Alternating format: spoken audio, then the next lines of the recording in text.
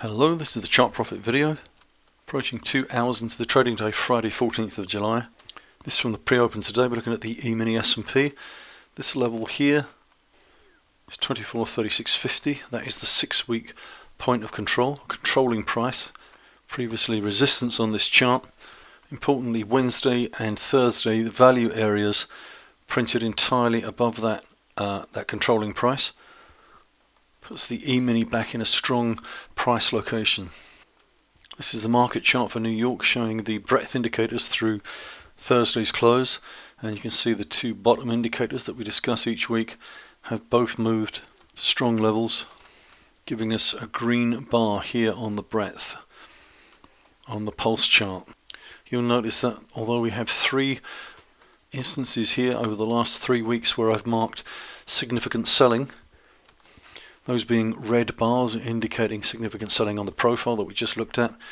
So we've had selling activity across this range, actually a falling price momentum, and at this point a negative trend when it crossed below zero.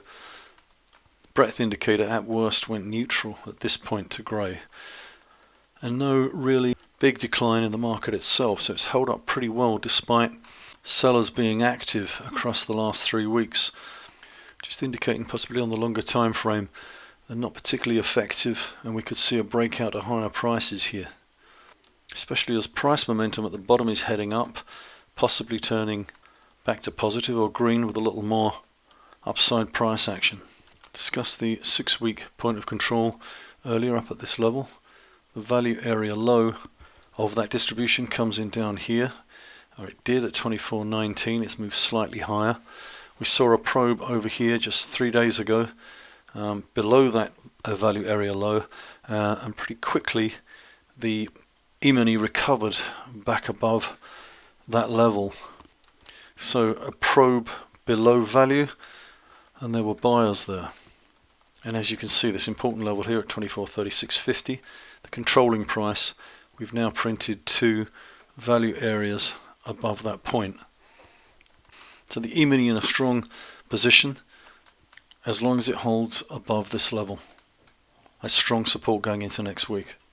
Sentiment or enthusiasm in the market is creeping in. That could be a concern. So each day in the pre-open we follow my version of the RIDEX assets ratio, and that was actually lower at 11, still a high number, remembering that the ratio reached 15.2 on the 30th of June, and that is the highest in the database.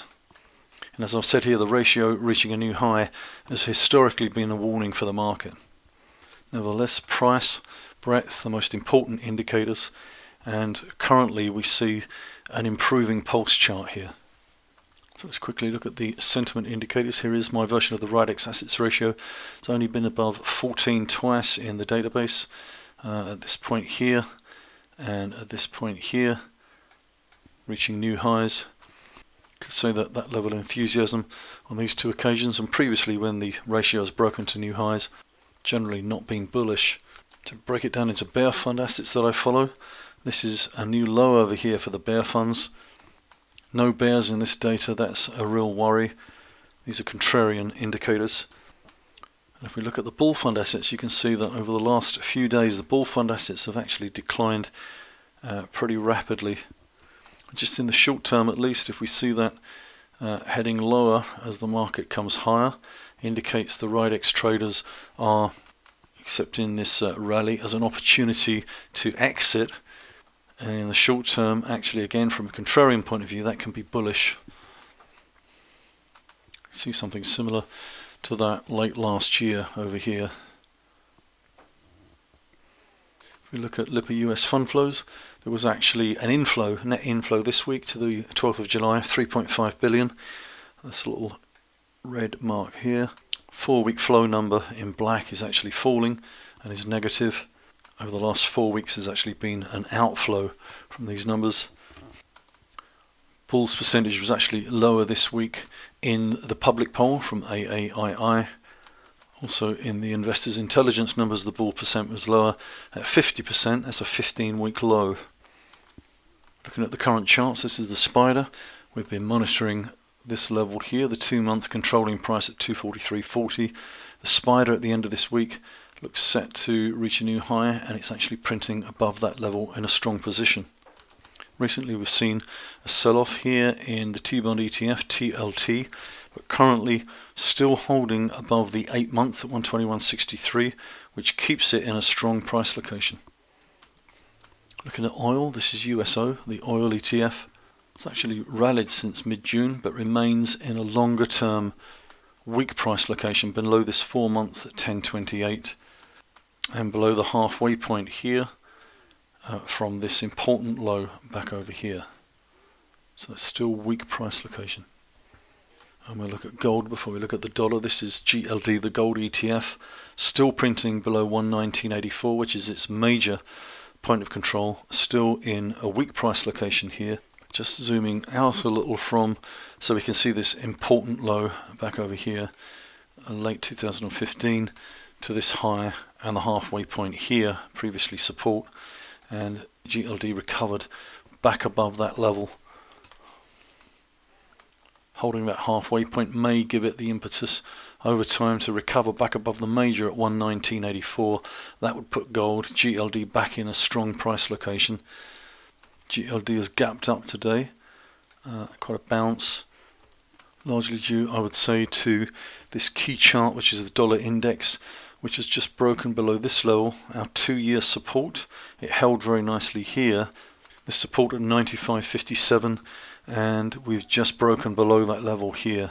Previously, in previous video, I have said that this level could be tested and possibly quickly recovered, and targets just a little lower than that support level, just based on a distribution on the way down. But if the dollar index is printing below 95.57, it's in a very weak price location. We can't make any assumptions about that. So the dollar at its lowest level since September last year, and just breaking below that support, unless it quickly recovers back above that level, 95.57, I'm going to assume that the dollar is going weaker here. Evidence to back that up, the Euro FX chart moving over the last few weeks into a stronger price location here above 113.29, which is the major point of control. So the Euro right here is in a strong position now above its major. Been saying every day in the pre-open for weeks now that the British pound is in a strong long-term price location. If it remains above 124.78, it's 15 months. We had a 5-month emerge in here at 129.36. Currently we're breaking out above the high set in May. So the pound strong against the dollar as well. And now we're looking at the Aussie dollar. I'm just going to squeeze the data up so you can see where this has come from over the last few years. Built the major controlling price at this level here, and you can see that we're attempting a breakout above this previous high back in 2016 right now as I speak. If we can zoom in here, you can see that major is at spot 76.50, and price above this level, very strong price location. So those 3 charts indicating, well, the last 4 charts including the index, just indicating that the dollar could see more weakness here. Okay, we've got the market breaking out here and there to new highs. Just wanted to introduce this. Used to follow the decennial cycle or the 10-year pattern a lot more closely than we have done recently, but we are now approaching what Gann used to call the death zone in the market. You can see the idealized decennial pattern on the screen here. We're currently in a year ending in 7. We're in 2017.